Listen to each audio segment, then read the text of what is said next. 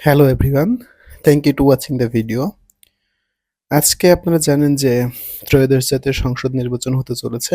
তো এই নির্বাচনে ভোটার সিরিয়াল নাম্বার বের করা খুবই গুরুত্বপূর্ণ একটা বিষয়। কারণ এই সিরিয়াল নাম্বার ছাড়া আপনি কিন্তু কোনো ক্রমেই ভোট দিতে পারবেন না। সো আমি আশা করব ভিডিওটা শেষ পর্যন্ত আপনারা দেখবেন। I hope this video will be interested for everyone and must be আপনার ভোটার আইডি কার্ড নিয়ে যে লিঙ্কটা ডিসক্রিপশনে দেওয়া থাকবে সেখানে ক্লিক করুন। ক্লিক করার পরে এরকম একটা ওয়েবসাইট পাবেন যে ecs.gov.bd ওয়েবসাইটটার লিঙ্ক ভিডিও ডিসক্রিপশনে দেওয়া থাকবে। যারা কম্পিউটার থেকে দেখছেন এখান থেকে চলে যাবেন সরাসরি ভোট কেন্দ্রে। সো এখানে যখন ক্লিক করবেন এই রাইট সাইডে বাম পাশে দেখতে পারবেন আপনি যে আপনার ভোট কেন্দ্র অনুসন্ধান করুন। এখানে দুইভাবে করা যায়। একটা হলো আপনার উপজেলা জেলা বিভাগ সিলেক্ট করে আর একটা সরাসরি এনআইডি নাম্বার দিয়ে। তো আমি এখানে চেষ্টা করব আপনাদেরকে এনআইডি নাম্বারটা দিয়েই কীভাবে আপনারা ভোটার আইডি কার্ড বের করবেন সেই তথ্যটা দেখানোর জন্য। সো এখানে যখন আপনারা চলে আসবেন আপনাদের যে কাজটা করতে হবে এখানে দেখুন দুইটা অপশন আছে, 10 সংখ্যার এনআইডি কার্ড এবং 17 সংখ্যার এনআইডি কার্ড এবং ভোটার নম্বর।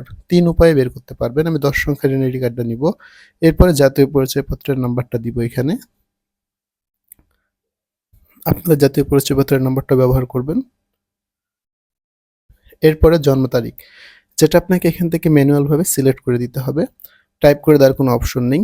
সো আমি জন্মসাল, মাস এবং দিনটা দিব। জাস্ট দেওয়ার পর আমি এখানে টিক না থাকলে টিক দিয়ে নেবেন। অনুসন্ধানে ক্লিক করব, সরাসরি চলে আসলো আমার ভোট কেন্দ্রের তথ্য। দেখতে পারলেন এখান থেকে আমার ক্রমিক নম্বর দেখা যাচ্ছে এবং জেন্ডার, কেন্দ্রের নাম এবং আমার অবস্থান। আমি যদি এখানে চাপ দেই তো গুগল ম্যাপে নিয়ে গিয়ে সরাসরি আমাকে কেন্দ্রের অবস্থান নিয়ে চলে আসবে। সো এই ইজি ওয়ে আপনারা কিন্তু এগুলো দেখতে পারবেন। আর এখানে দেখুন সুন্দর করে আপনারা দুই উপায় দেখতে পারবেন। এটা হলো গুগল ম্যাপের উইথ ইমেজ আর একটা ইমেজ ছাড়া। সো এইভাবে আপনার এই সিরিয়াল নাম্বারটা গিয়ে তারপরে ভোট কেন্দ্রে প্রবেশ করবেন। ধন্যবাদ সবাইকে। আশা করব এইভাবে দ্রুত সময়ের মধ্যে আপনারা আপনাদের সিরিয়াল নাম্বারগুলো দিয়ে আইডি নাম্বার বের করতে পারবেন। ধন্যবাদ সবাইকে।